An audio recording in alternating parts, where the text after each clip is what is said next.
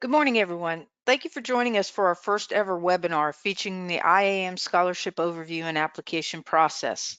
The Scholarship Commission is excited to provide you with this opportunity to help ensure a smooth and successful submission process. I'm Dr. Barb Russo, currently serving as chair of the Commission. This is my fourth year serving as a Commission member. Joining me today are two fellow commissioners, including our former chair and a previous scholarship winner. I would like to have them introduce themselves to you. William, please go ahead and introduce yourself. Hello, my name is William Hurtis. I am a past chair of the IAEM Scholarship Commission. I've been working with them for about 12 years now, and I'm happy to help guide students towards a successful application today. Savannah? Hi, I'm Savannah Baker. I am a 2018 recipient of the IAEM undergraduate scholarship. I've been serving with the commission since that point and have served in various other capacities with IAEM. Currently, I'm a graduate student at the University of South Carolina, and I'm involved in the commission because I have been in the position of a student and I want to make sure everybody's application is the best it can be. Thank you both. A little bit about our commission. Our commission is actually comprised of nearly 30 members, all of whom are current members of the IAEM and represent various facets of emergency management as either practitioners, academics, or in a number of cases, such as myself, both.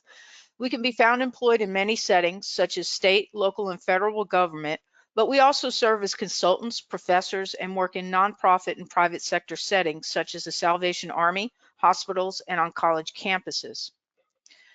We have three categories of scholarships that the Commission funds, and they include full-time undergraduate, full-time graduate, and part-time graduate scholarships.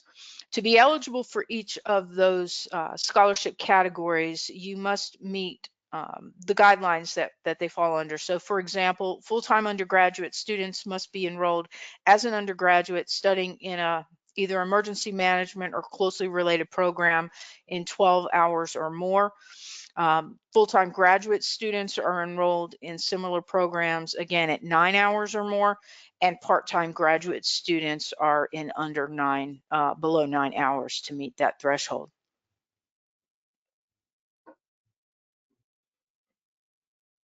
In 2017, a special undergraduate scholarship was named for the scholarship program co-founder Robert C. Bowman, CEM, the Robert C. Bowman CEM Scholarship for Service in Emergency Management. And so in 2023, this scholarship again will be awarded to the undergraduate student who has the highest score under the scholarship rating system.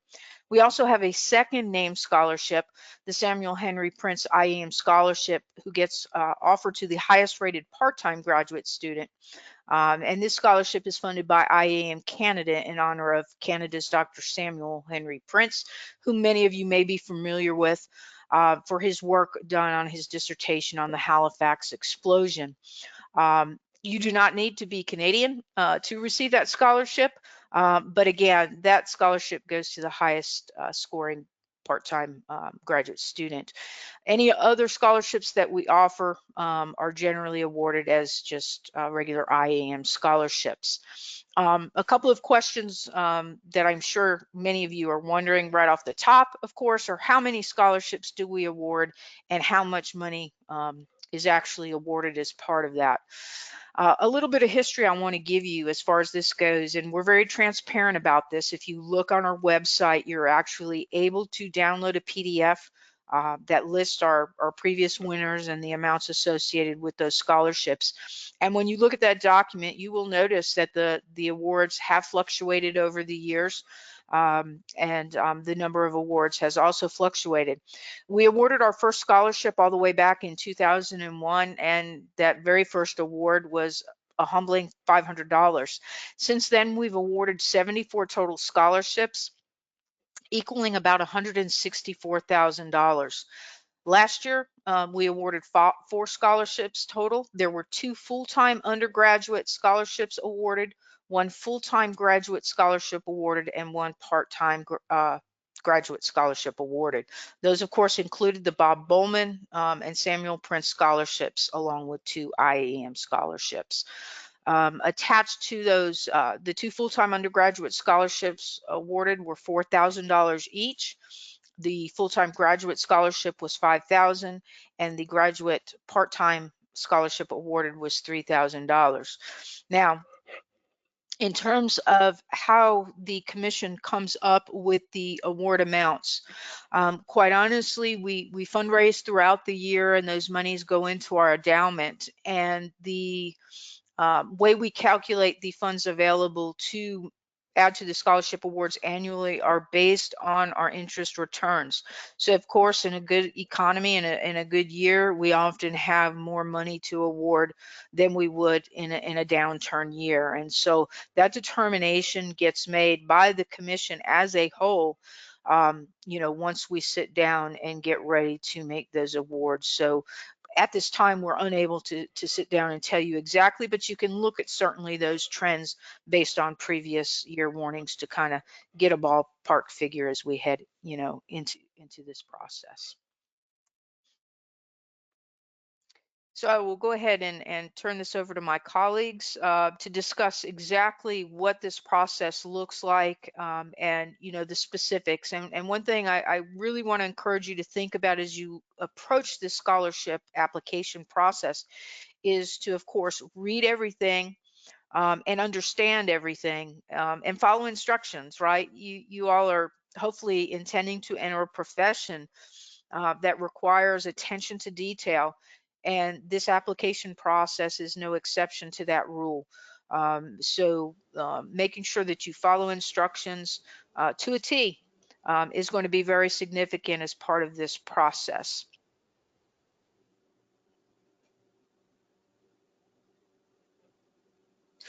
So Barb, let me start here and talk a little bit about the full-time undergraduate. You'll see some similarities between the full-time undergraduate, graduate, and part-time graduate.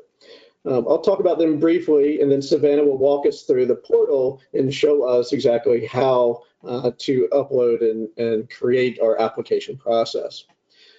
But Barb mentioned 2 things I think that are really important. One is that the information is provided for you, and it's important that you do follow those instructions. So 2 documents are going to be available for you. One is going to be a checklist for each of the application categories that walks you through specifically what things that you need to collect before you submit your application, as well as all the steps that need to be included. In addition to that, there are detailed documentations that walk through really in quite explicit detail about the application process and really answers a lot of your questions. Finally, there's a 3rd document, which is a frequently asked questions, and all of these are available on the IAEM website, iaem.org/scholarships. You can find all this information and really help answer a lot of the questions that you might have, but we're certainly here to help throughout this process. Okay. So certainly, obviously, you would need some documentation of your schooling so that you have been accepted into a undergraduate program for the full-time undergraduate, which indicates the number of hours of which you are taking. There will be an essay question, 2 essay questions that you will need to think about and write a response to, and be able to upload those to the application portal. Those essay questions change every year to keep things relevant within the emergency management community, and you will find those again in the application process. And you will find all the information on, again, the iaem.org/scholarships website, and we will walk through that application process here in just a minute with Savannah. So for the full-time graduate, lots of similarities, but there will be a different set of essay questions available for you. Again, looking at a different, a higher level of thinking within the graduate category here, as opposed to the undergraduate, and the responses that we would expect would be obviously at a graduate level for those essay responses. Again, you would need copies of your transcripts, really highlight any courses that you may have taken in emergency management or a related category or related field, right? As well as reference letters, again, which we will talk about here in just a minute. There's some different information for the part-time graduate that you will not see in either of the other two categories. The part-time graduate, you're always going to ask for a professional resume, looking to see what background that you may have had working or volunteering in the emergency management space, and how involved that you might be within the profession. And we say that this scholarship is really focused on emergency management or a closely related field. We get lots of questions throughout the year about what is a closely related field to emergency management. And it's really incumbent upon you, the student, to convince the commissioners that your area of study, particularly at the graduate level, is related to emergency management. There's lots of different fields of research and study that are related to emergency management, and it's really difficult for us as the commissioners, just based off of a title of a degree program, to determine if it qualifies. So really through your application and the writings that you provide, your essays, or the reference letters that you are going to submit, that you need to convince the commissioners that your study is related to the field of emergency management.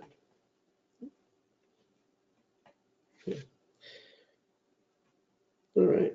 So with that, let me turn it over to Savannah, who's going to walk us through an application process. All right, thank you, William.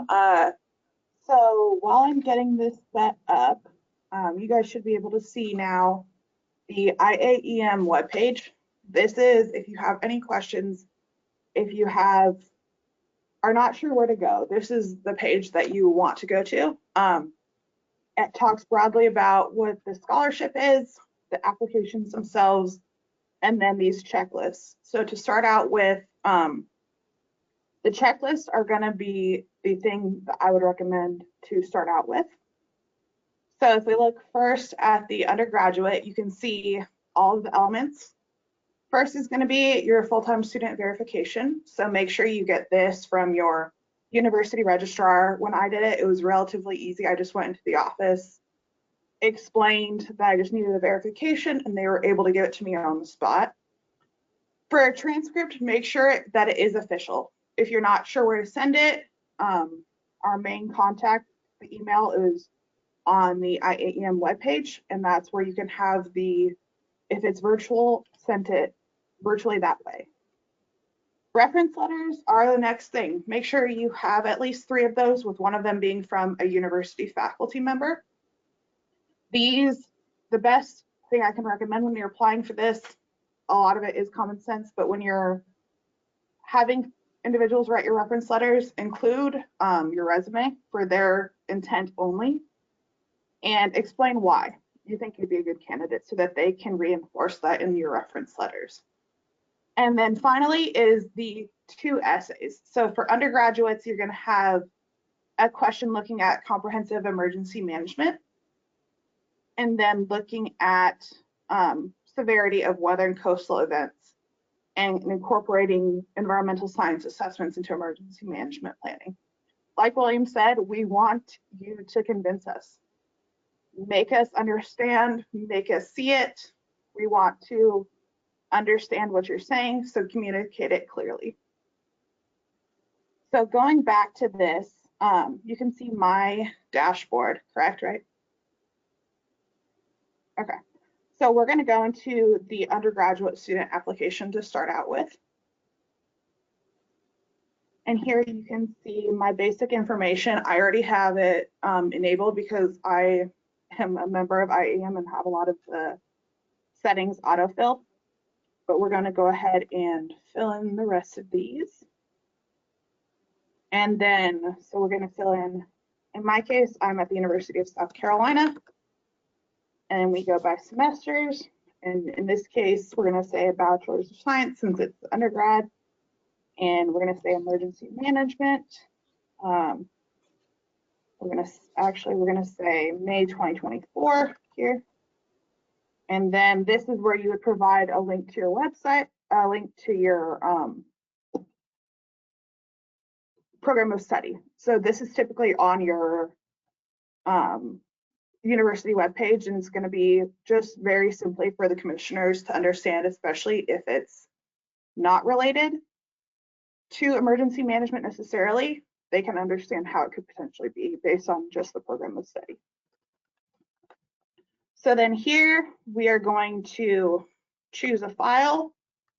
And you can see if I go to IAEM scholarship, hold on. Make sure that your documents are in PDFs. That is easier for that as well for the commissioners. So if I go here, 1 second. So we're going to upload these documents. I have to change them real quick so that they're in PDFs.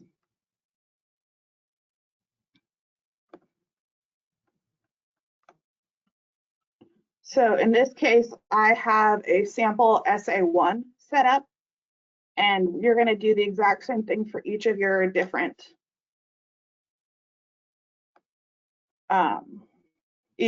elements of the scholarship application. So when I close that, we're going to upload sample SA1. So you can see that sample SA1. We're going to change this to be an essay.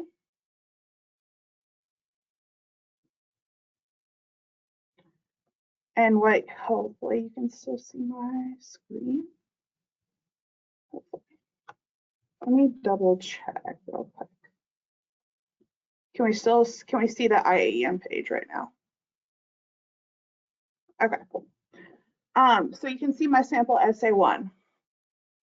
Here, what we also see is an opportunity for awards document.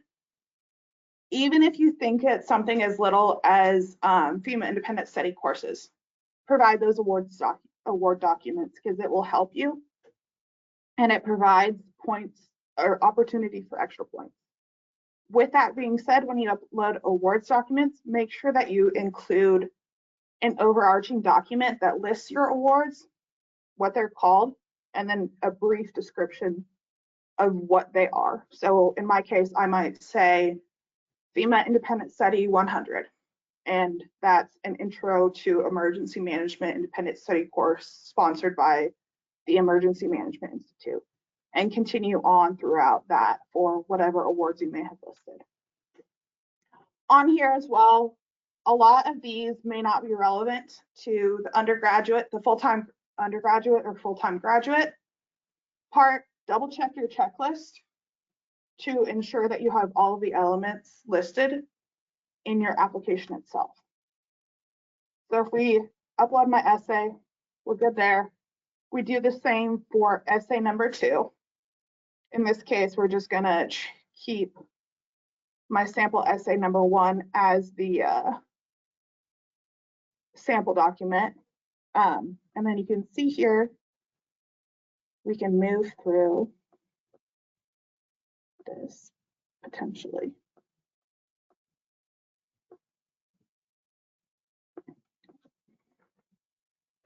And you can move through each of these components too.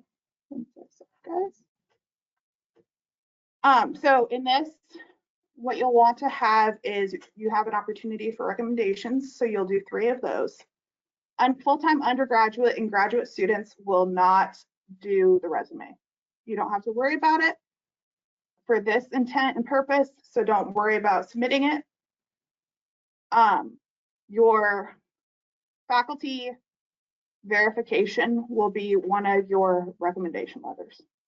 So that's one, and then the other 2 recommendations are from non-faculty members for full-time undergraduate and graduate students.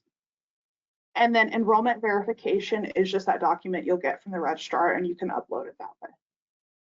So once I have everything submitted and I have it correct, I affirm this, and then I can complete my application. And that will have then the overview of everything you submitted, your general information, and you're good to go for that. When we go back and click on the scholarship application again, we can click on the graduate application, like William said, he mentioned earlier, being the difference of the part-time versus full-time, and part-time having a resume included. So this is the full-time graduate student.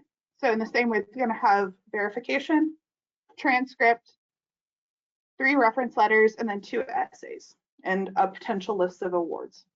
With the graduate student questions, considering that if you're applying for this, you are a graduate student, you went to graduate school because you're thinking at a different level in terms of applying questions, thinking in terms of theory. So the questions are going to be slightly different and force you to think about and apply it a lot. So in this case, the first question is looking at multicultural society and multiculturalism. And then the second one is looking at resilience. So in this way, there's a lot of opportunity and room to answer the question. Make sure that when you answer the questions, you do, like I said, convince us, explain it, have us follow your train of thought. Like a lot of general essays in school, you want to make sure the readers understand where you're going and what your point is in the essay. So when we go back to this, then we can look at the graduate student application. And in the same way that we saw that what the undergraduate student application looked like, you can see what this one looks like as well. And in this, you have the degree you're pursuing. You've got your master's, your PhD as options. And then in my case, so I'm pursuing a master's degree in geography right now, it's not necessarily exactly emergency management. So that's where I would provide my program of study so that they could see the relationship to my program with also how it relates to emergency management. And I would communicate that in the essays as well. And in the same way, you can see all of these different options to drop down and you can submit. So if we do essays, we choose the file, it'll take you to your Windows page of your files. We do that. We submit the other necessary documents. We affirm this and we complete the application. If it doesn't have information like what is popped up now, we go back, make sure you have that sort of information filled in. So then I would say University of South Carolina, geography or semesters, MS, geography, May 2024, and then that's where I would provide a link. And again, you can see that it's submitted. And then if you started the application but did not completely complete it, you can go to your dashboard, which should take you there. And it will take you to my scholarship applications. And you can see my graduate student applications. And if you happen to forget something, you can go in and add additional documents. When it comes to applying, it is an international scholarship. So individuals from the United States and all across the world are eligible to do that. So it is open in that sense. And if you have questions, you can see on this page right here, it has some general application FAQs, and it will walk you through some of that. Some general tips when you're submitting your applications. Make sure, first of all, if you're an undergraduate student or a full-time graduate student, you don't need to include a resume. Just focus on the elements that are in the checklist. If you are a part-time graduate student, you will want that resume because we want to see how your experience works in terms of emergency management. For transcripts, make sure that they are official transcripts. And if you need to send it virtually, the contact email is on the website. Next is when you're writing your essay. We have some general tips and guidelines in the documentation, but for the sake of the readers, please make it generally 12-point font and double spaced so that we can read it fairly well and understand it. Next is when you're writing your essay question responses. They are meant to be two separate essays, so you don't need to combine them into one essay. They're two separate essays that speak to each attribute. And again, if you aren't sure about what you uploaded or aren't sure if you uploaded something, log in and check it first as opposed to submitting a second application, because like I showed you, it does show up in your scholarship applications under your dashboard, and you can add material as you need to up until the deadline. And then finally, I mentioned this earlier, but when you're uploading an award, include the award list that explains the awards in terms of you number it, you provide a name, and you provide a brief description. And with that, I will pass it back to you guys. Thank you, Savannah. Before I take on these questions, which were all great, I wanted to turn this back to William real quick to further elaborate on the international piece, because we do get a number of international students who are interested in this scholarship and process, and we've had international winners throughout the years as well. So William, let me kick that to you, and then I'll wrap things up with the Q&A. Great, thanks, Barb. Like Savannah said, the scholarship program is an international program. So I personally did research degrees overseas, and I recognize that everything is the same across all universities. We have structured the program to be inclusive of that, of most universities and most university processes. Occasionally, there are things that do pop up. I would suggest that you look through the documentation that's provided, work with your university to identify those things that they can provide.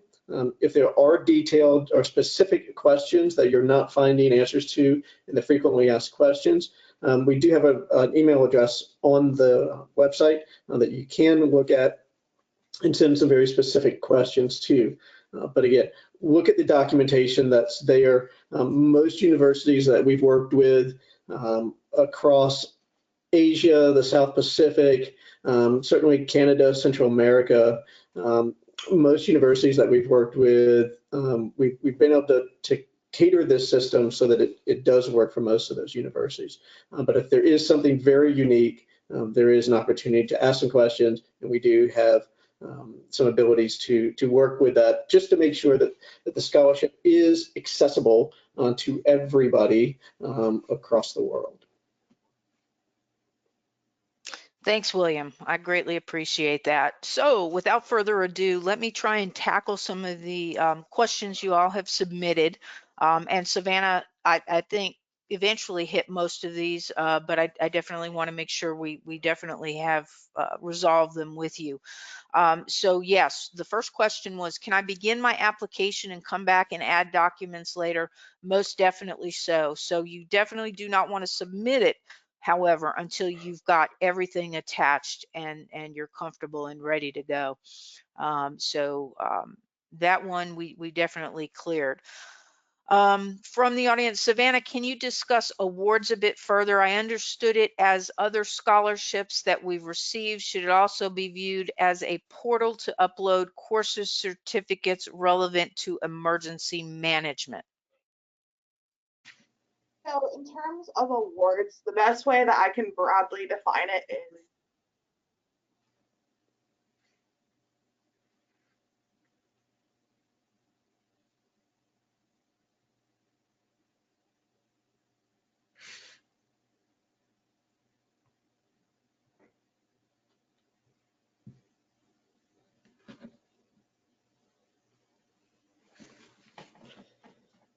Uh-oh, it looks like we've got Savannah frozen.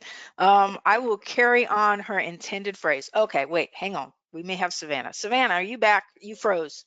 That it cut out right as I was speaking. But yeah, broadly, I would say anything that makes you, in your opinion, a great candidate and that puts you a step above. Okay, that sounded good. For sure. So another question came from the audience. Can you show how to upload a transcript? Negative on that. We're not going to upload any transcripts because remember, we're requesting official transcripts. So those are going to have to be either mailed or electronically transmitted from your registrar over to Dawn Shiley, who is our program manager, and her email and contact information is on the application website. So yes, do not you don't even have to upload unofficial ones. Do not do any of that, so do not worry about that. Also from the audience, what if I'm not a member of IAEM? How do I start my application since I do not have a password to get into the dashboard? You guys will actually use the link on the application page and then begin the survey and set yourself up a password and log in and provide the information requested. It's an easy process. It's kind of like you guys go into a normal website where you don't have an account and you're going to set yourself up one. It does not require you to become a member of IAEM or anything of that nature. It's just going to set you up a portal space to go ahead and begin your application process.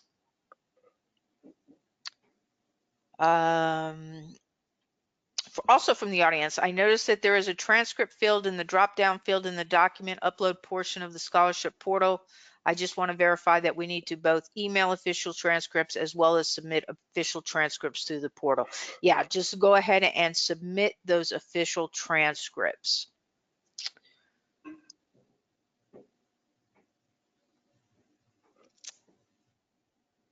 Okay, another question. I am graduating from an undergraduate program in the spring, so this, let's just say this May, and planning to go into a graduate program in the fall. Can I apply?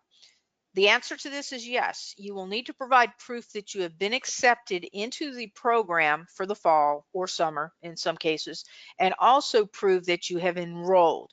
So that's critically important, right? You have to demonstrate to us that you are legitimately going to be enrolled in classes before we can award you a scholarship. You can use a letter from a current professor in your undergraduate program, and also the registrar can provide proof of enrollment, and often this comes in the form of a schedule and the like. And that is all of the questions I have thus far, and we open it to any further ones that might be out there. When are awardees notified and selections made? William, what would be our time frame? So the scholarship process, remember, closes out at midnight on April 24th. And we will begin reviews at that time. I believe our goal was to have notifications made, if I'm not mistaken, William, was it July 1?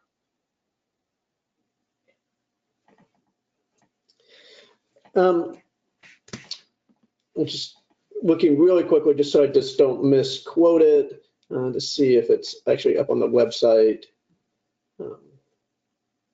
But that does seem reasonable.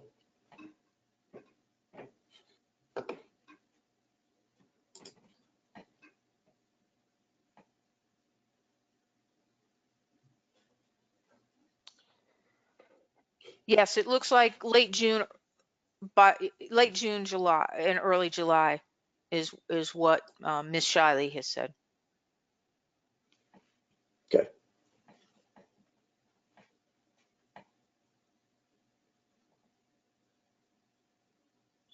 Excellent. If no further questions, we would like to thank you for participating in the webinar, and feel free to reach out.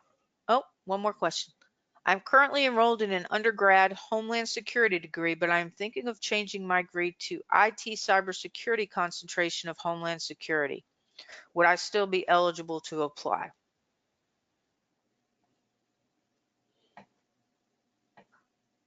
Yes, I mean, if you demonstrate that that links to a field closely related to emergency management, I don't think there would be any issues.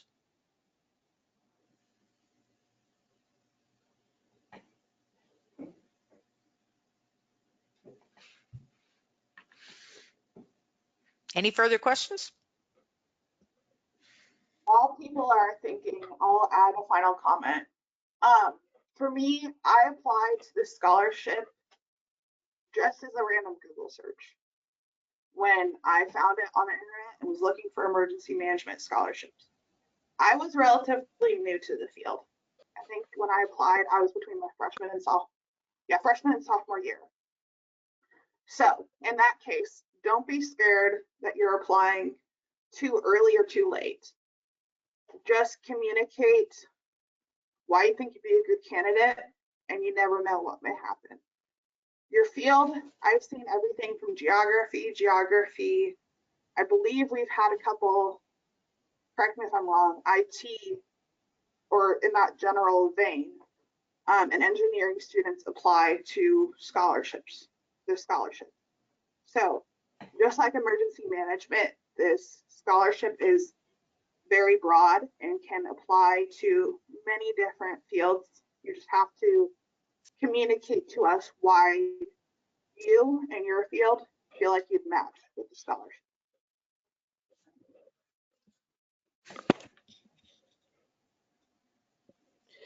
Thanks for that, Savannah. As you were talking through that, you reminded me of some applications from that I reviewed last year.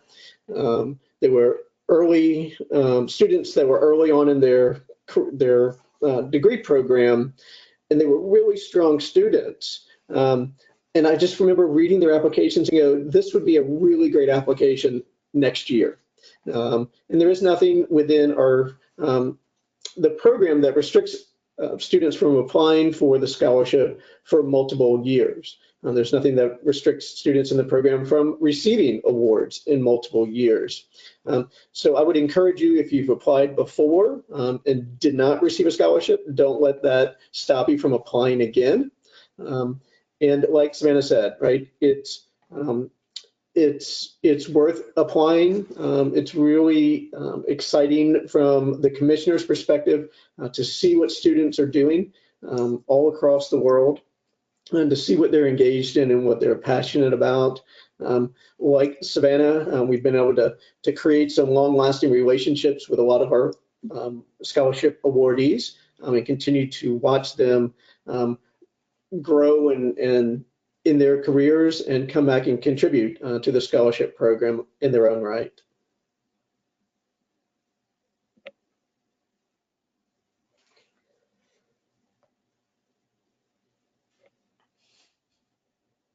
Oh, and I've got one last thing for you guys. And it's a question that's kind of important because some schools have different registration guidelines, especially when we talk about international students, for example.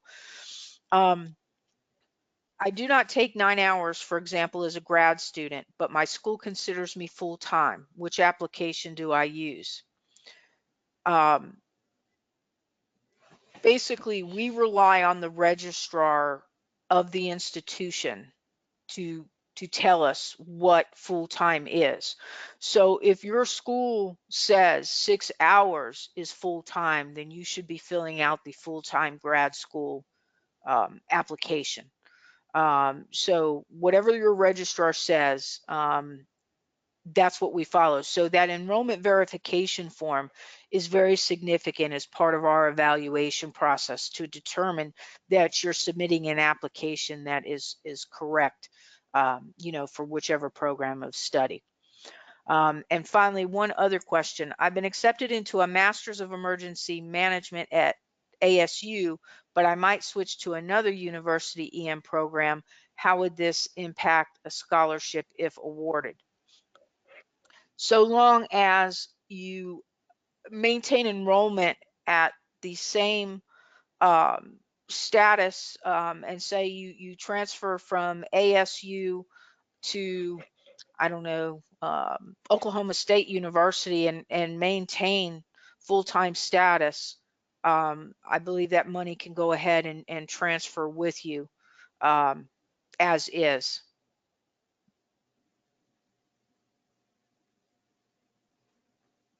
How many applications do we get each year? Honestly, that varies. Last year, William, any idea how many we handled last year? Applications? Yes. I'm trying to remember off the top of my head. Hold on. We see a lot more applications that are incomplete than completed. But I want to say, it's not uncommon for us to see between 20 and 40 completed applications in a year. So, 24 is sticking out in my mind from last year, but I think that's well within the range, 20 to 40. Yeah, we do get a lot of students who will start applications but fail to finish them for whatever reason. Do you have to have all your documents when you begin the application? Absolutely not. We understand things take time. Just go in today, start the application by just answering the survey questions, and as you get your documents, go ahead and start uploading them. That's the best way to start. On that note, one tip I will give you guys, if you are asking for, well, regardless of who you ask recommendation letters from, give them an ample amount of time. So provide them with a background of the scholarship and then your resume, but also factor in that they're writing this recommendation in addition to whatever other full-time or part-time work they may be doing. So give them ample time so that they can write the best recommendation for you that they can.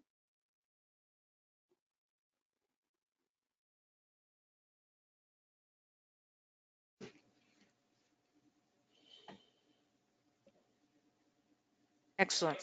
Anything else?